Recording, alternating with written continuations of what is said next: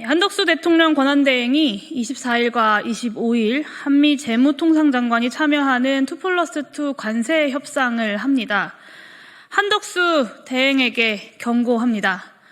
내란 수계가 임명한 내란 정권의 내란 총리에게 주어진 임무는 짧은 기간의 대통령 선거 관리를 무탈히 해내는 것뿐입니다. 한덕수 대행 체제는 국가의 전략적 이익이 걸린 협상에서 국민을 대표할 자격이 없습니다.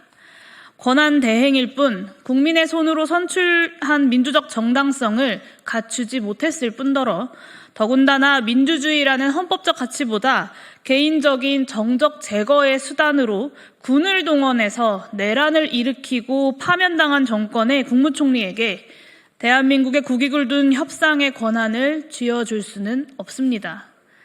미국과의 협상을 조기에 타결할 실익도 없습니다. 현재 상황에서 대미 협상의 조기 타결 자체가 국익 손실을 의미합니다. 협상팀이 할 일은 실질적 의미의 협상이 아니라 미국의 요구사항과 진위 그리고 전략을 최대한 파악해서 국내에 보고하는 수준에 머물러야 합니다. 이것을 넘어가는 한덕수 대행의 어떤 대미 약속도 월권이고 반국익입니다.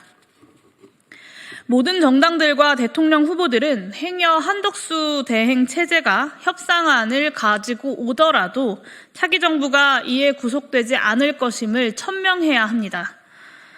한덕수 대행 체제가 대미 협상에 자격이 없다라는 것은 오히려 실질적인 협상을 미룰 좋은 명분이 될 것입니다.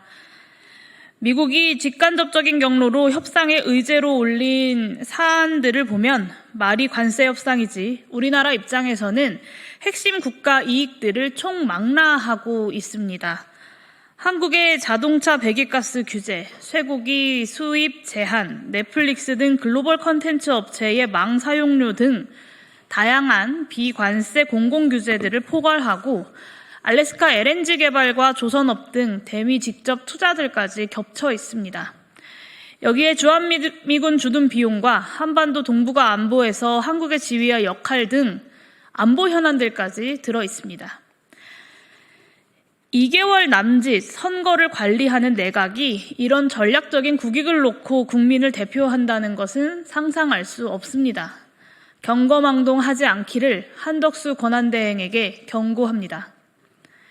트럼프의 관세 정책이 애초에 구상대로 흘러간다라는 보장이 없는 상황에서 조기의 협상 타결은 장기에 걸친 협상보다 우리에게 훨씬 불리한 결과를 예정하고 있습니다.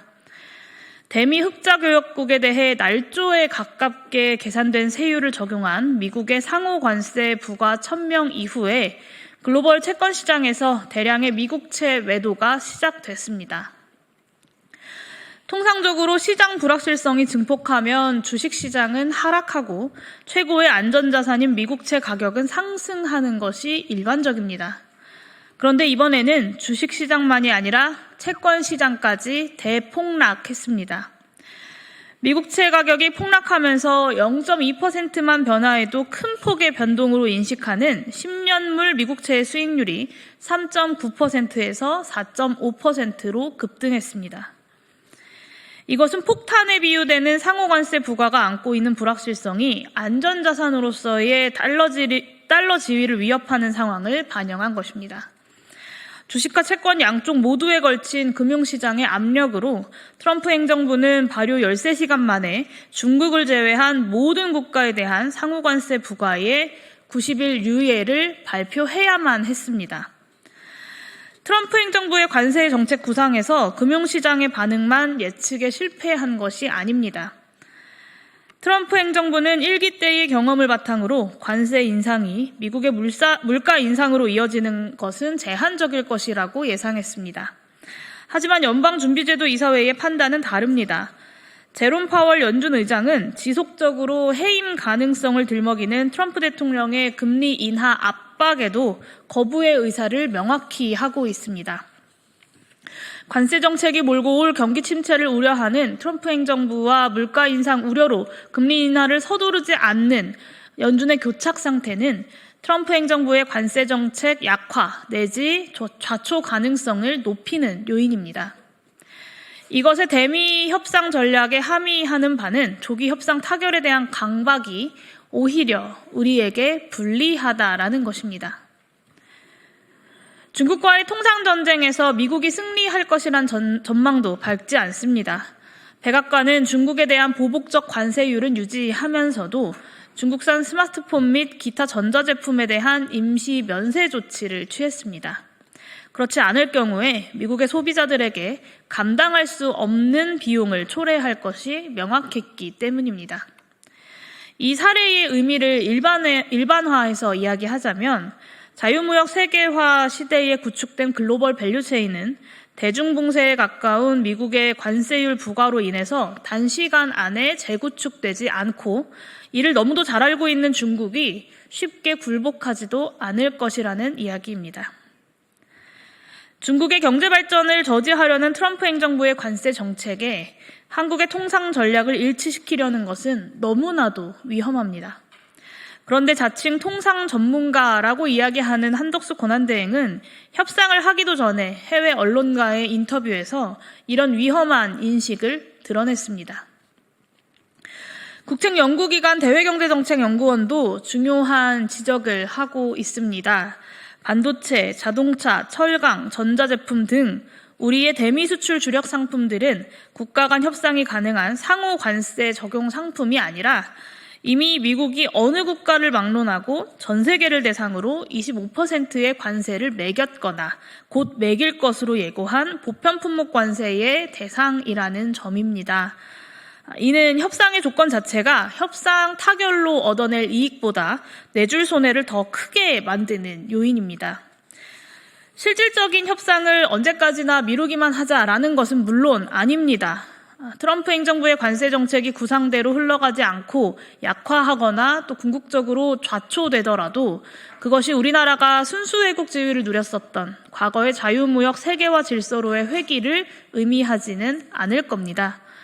2024년 대미 무역수지 흑자가 전체 무역수지 흑자보다 더 클 정도로 미국 시장은 우리 경제에 중요한 위치를 점하고 있고 다가올 협상에서 이익의 균형을 이루고 피해를 최소화하는 협상은 절대적으로 중요합니다.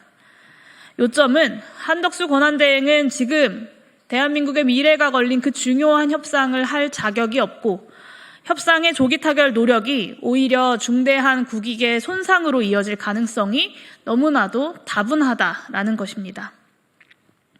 가장 우려스러운 것은 윤석열 일당이 벌인 내란 행위에 대한 헌법재판소의 단호한 판결과 국민들의 심판에도 불구하고 자기 지위를 망각한 내란 대통령의 권한을 대행하고 있는 한덕수의 대통령 놀이, 그리고 더 나아가서 실제로 대통령이 되고 싶은 한덕수 개인의 꿈을 위한 사전 선거 운동이 국익 손상으로 이어질 가능성입니다.